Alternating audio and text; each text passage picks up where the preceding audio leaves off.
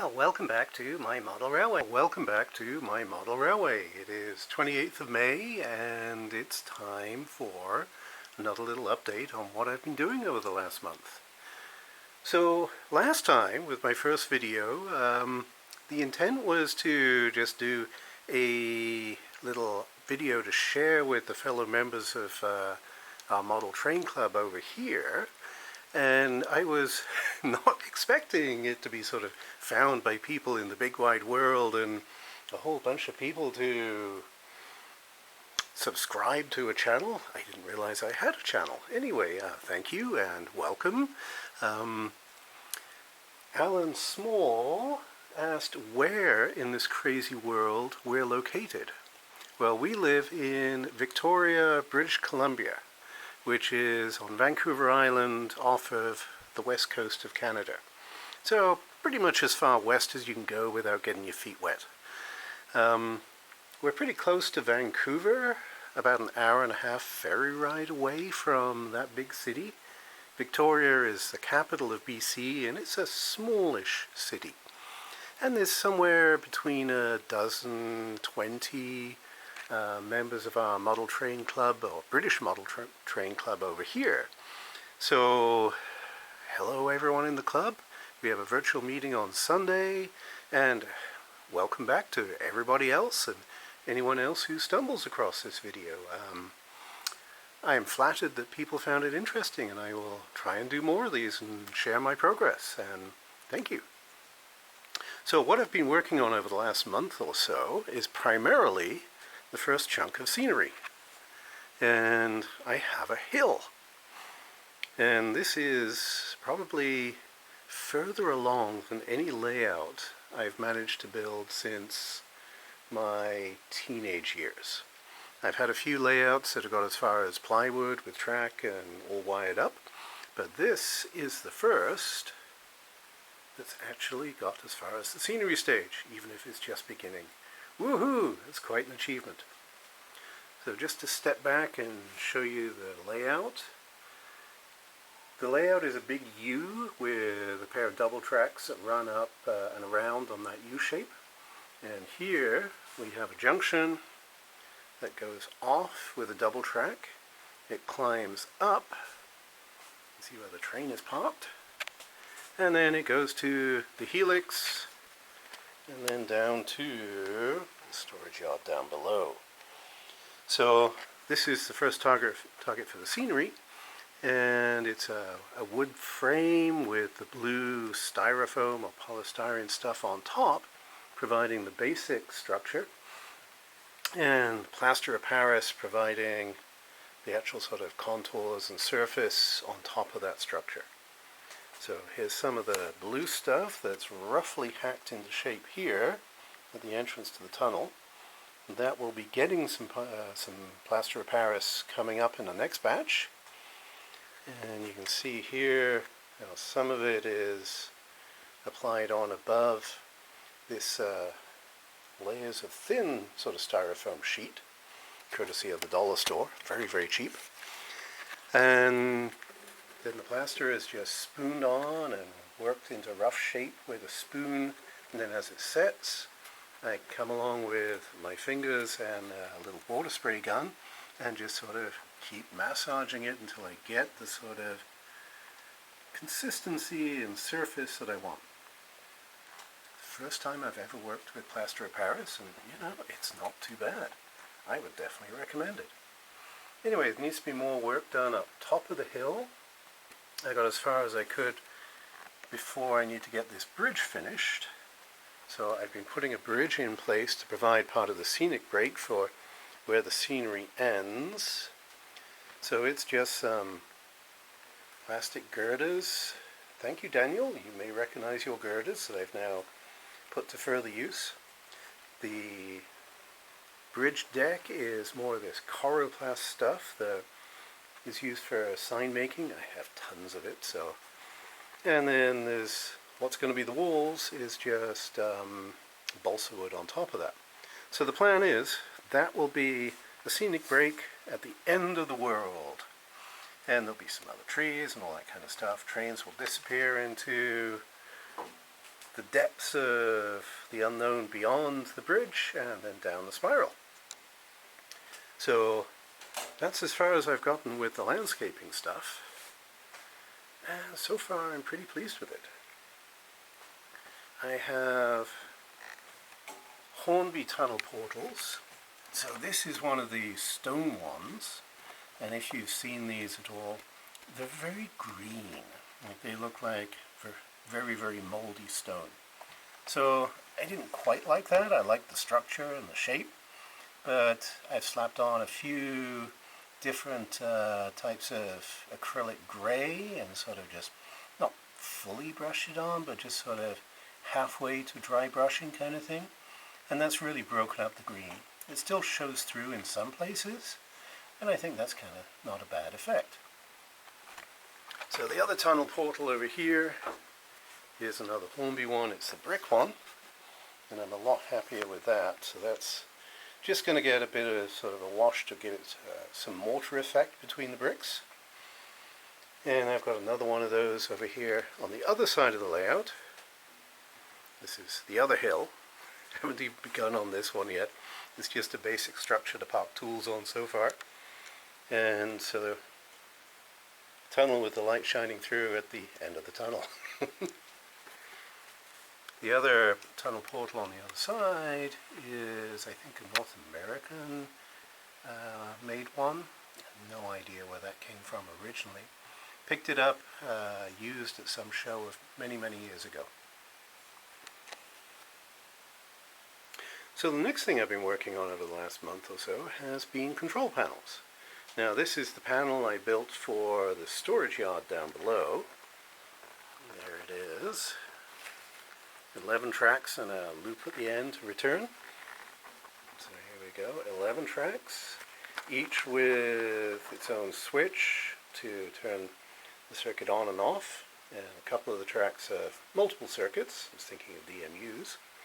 And the good old-fashioned but very effective wire in a pen or probe or whatever to do the business of switching the points. Clicky click. Works very well. So 11 sidings basically. It was feasible to do all the wiring for both the contacts, and I used nails for that, and the switches. I was able to get away with just single pole, single throw. Yeah, I think that's the right term. For the most part, there's a couple of double throw switches there for allowing the actual tracks that connect up from here to overlap and be switched between the controllers. So, but that was just about as complex as I could handle in terms of getting all the wiring and the soldering done. And over here, when I started on the panels for the main level, I made it much bigger. Like this is the size of a printed sheet of paper pretty much. 8.5 by 11 North American size. And it was good enough for all the switches to activate the different circuits. So you can see my track plan there fairly well. And there's about close to 50 different circuits.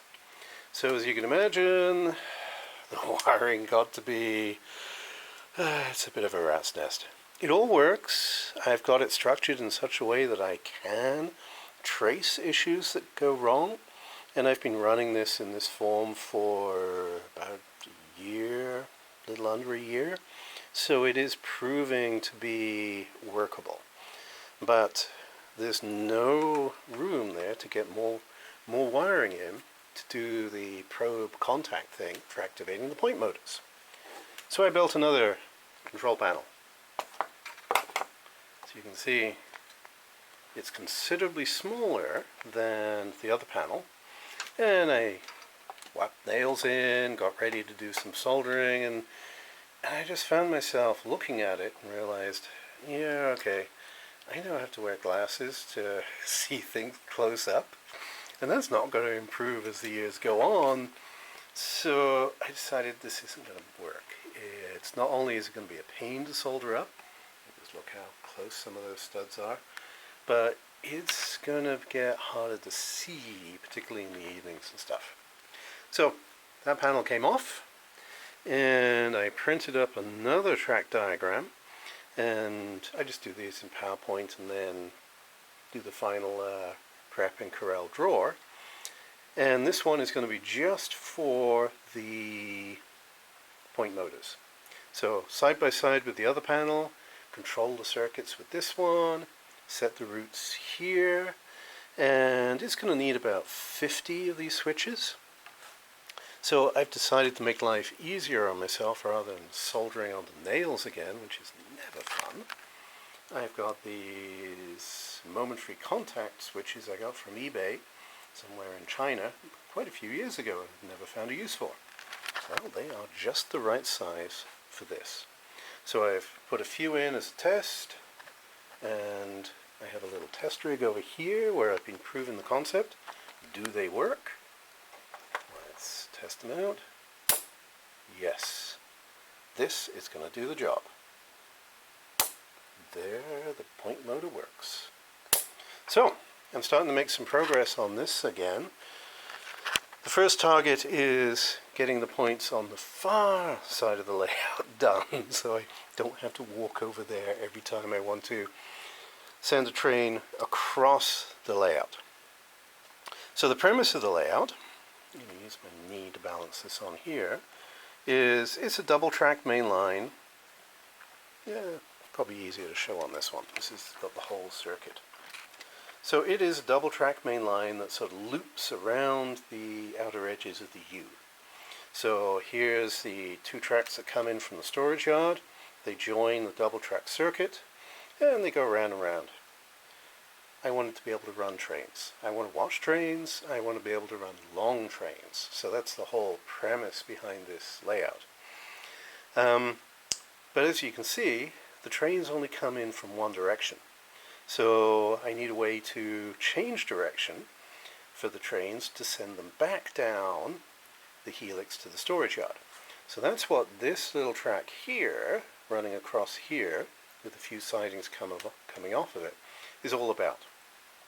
So I can run a train around, let's call it the up circuit, the one that comes up from down below. Okay, up seems like a good term. And from here I can switch from the up line down to the down line, and then it's ready to run back up the incline and then down the helix. So that's the whole premise of how the layout is structured. So you can see here, there is the track that cuts across from one set of lines here to the return of the double main lines on the other side of the main section. So the overall premise of the layout design is it's double track. There's going to be an engine shed depot kind of thing here. That box is going to be where the running shed is, or fueling point perhaps. And there's two loops on either side of the main lines, so I can park longish trains. And you can see there's an MGR parked here now, 21 HAA hoppers. So, I would have liked a full-size 36 wagon rake, but 20, 22 wagons is a nice compromise. I'm happy with this. So, the loops can each hold a train of roughly that length. The down loops can hold slightly shorter trains, but they have sidings on either end so that you can actually work with fairly long trains. So with the four sidings that come off of the line going across, I've got some scope for trains arriving on the down line into one of these two sidings, loco pulling off into the head shunt here. See how the track curves. And then I can get a shunter out, work with the wagons that have just arrived, and start putting them in the four sidings at the back. You can call them engineer sidings. They're shortish, so it'll be a case of breaking trains up to play with the wagons over there. But I've been doing a lot of proving of the track and the wiring as I've been going. So I'm about 3 years into this project so far. I seem to have spurts of energy, enthusiasm, and time, and I get work done, and then I spend a few months sort of proving it all, just running trains. And I've certainly found a lot of instances where I've had to improve the laying of the track. You know, areas where the track rises up a little bit, I've had to smooth it, put a few extra pins in. Areas where you've got track that joins on a curve, 9 out of 10 locos are happy. 4 months later you discover, oh, my peak isn't happy going around that curve. So there's been a lot of proving of the fact that it's all going to work before I move on to the scenic stuff. So I'm getting to the point where most things are running smoothly now, so on to the more fun stuff. So I showed you the bridges in the last video. So this will probably be the last area where I get to with scenery. There's going to be raised sections of track here, so embankments. Remember, as a teenager, the railway line that ran near our house was on embankment for a good length of its way. So that's something I want to be able to recreate. And like I say, I want to be able to run trains. So I have been able to put some time into locos over the last month. And here's one example, an old Lemur 47. I still have a few of those. This is one I started to detail some years ago. As far as scraping off the cab handrails, drilling for handrails, and I've decided, because I like 47s, I'm keeping the Lima ones I have left.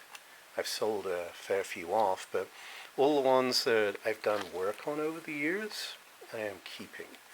So I have a few that I've been experimenting with putting CD motors in. Let's see if I can find one. I've got a test bed here. This is an old Lima that's been my test bed. Okay, technical difficulties over. Note to self, if I want to show the insides of a loco, maybe get it ready before I start to shoot the video. You only learn things by doing. So anyway, here's the Lima chassis. This has had a CD motor put in it. Let's see if it's obvious. It's not totally apparent. I've basically screwed the old faceplate back on, even though there's no gubbins in there, springs and brushes anymore. I installed a ceramic resistor. Ceramic resistors are capable of handling a fair bit more current, so I wanted to make sure I didn't have cheapo resistors that just blew as soon as I cranked the loco up. And it was a fairly easy project to do. So I've got a bunch more of these CD type motors, and all the locos I've still got, and a few DMUs that I haven't put Vitrain's chassis under are going to go the same way. So this was the gray one here. This is its chassis, and it was a test bed some years ago for putting lighting in. It's got LED lights at the end. What I have done this week is I have been painting the insides of the cab fronts. As anyone who's tried to upgrade a Lima loco will know, light bleed through the molded plastic is quite something. Anyway, with 2 coats of black enamel on the inside, it's now running quite happily with lights. So this one, the test bed for the CD motor, it will get some lights in due course, and presto, let's see if it works.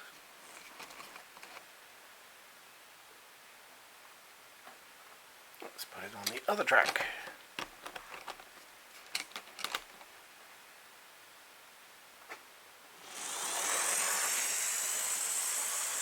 Well, there we go.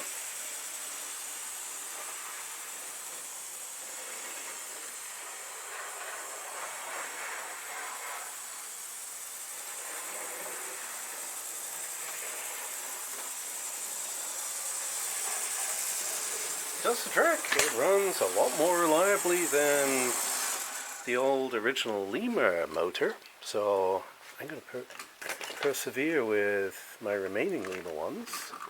I have bought a bunch of Vitrain's chassis, so here's two Lemur 37s that are now on chassis. Here's another detailed Lemur 47 that I haven't done the work yet to properly mate it to the chassis. So this was, I've long forgotten what this was originally, but I repainted this, oh man, well over a decade ago. I did the handrails, all the other fun stuff. So I've been keeping the Lemur locos that have had work done. So here's another couple over here. This is a pair of my old favorites from Tinsley in the late 80s, 47012 and 014. Those were ones I saw quite a lot when I lived in the York area. So they're ones I repainted, well, man, quite a few years ago. So I put the money into buying some Vi chassis. I have 3 that I've put under locos so far, and probably another 2 or 3 that are going to donate their chassis. As you can tell, I haven't actually got as far as the tanks yet underneath, but I have enough Helgen spares that I think I can happily do all the locos I've got that need their tanks improving. So, a little bit of a lineup there of Lemur locos and a early Bachmann Peak on the end. Speaking of Bachmann Peaks, this is something I dusted off after buying a few locos from my friend Phil in Alberta. Hi Phil. This is an old, is it replica? I think it's replica. 45128. I've got some flush glaze, the SEMG stuff to put in there. And over here, there is its counterpart, 45106. So again, replica loco, Bachmann chassis, needs the flush glazing, but hey, runs beautifully. I'm very, very happy with that. So I have managed to find some time as well to do some work on wagons, not too much this last month. I have a plan or an idea that I want to try and organize a lot of my wagons in sort of particular trains or big blocks of wagons that can be joined together in trains. So it's easy with coal hoppers, class 56 or a pair of 20s with 2022 MGR hoppers, no problem.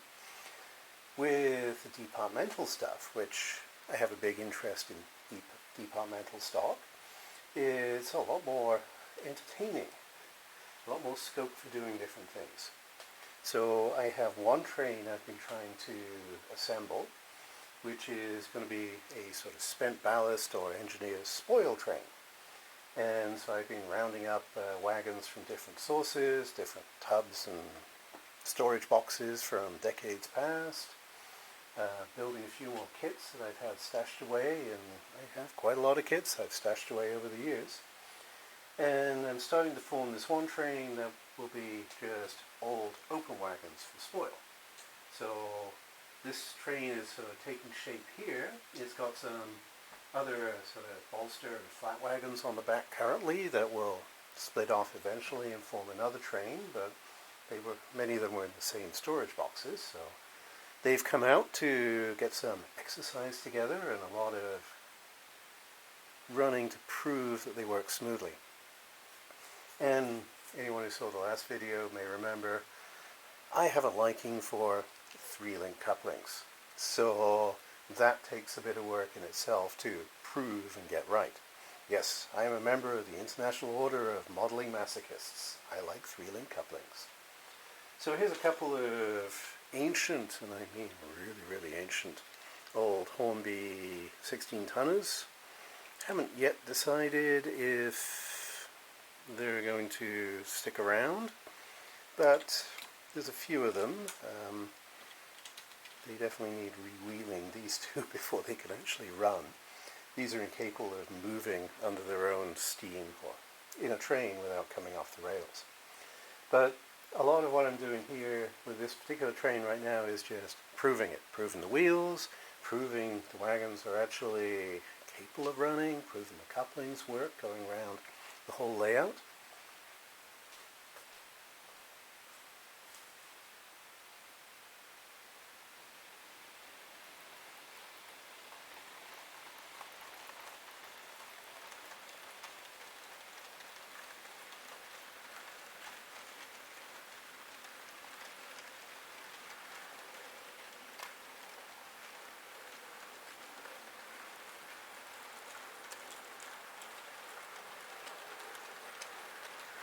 So a variety of kit-built wagons. That's an Ian Kirk GWR Open C, I think.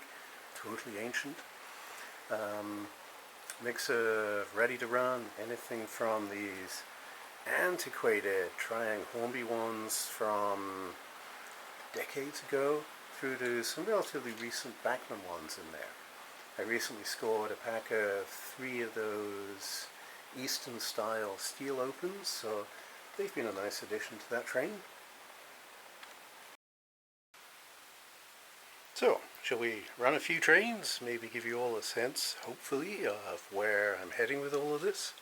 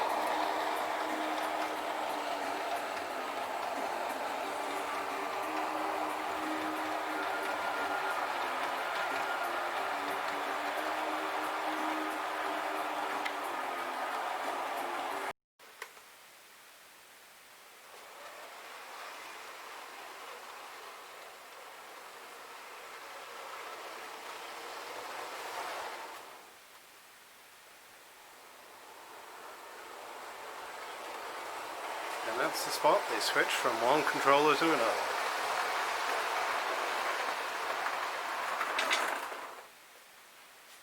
And I will get smoother at running all of this as time goes by, but hopefully that gives you a little bit of a glimpse of what I've been doing over the last month. And hey, if you stumble across my video, thanks for watching it. I hope you enjoy it, and I will try and keep on doing these. So, bye everyone.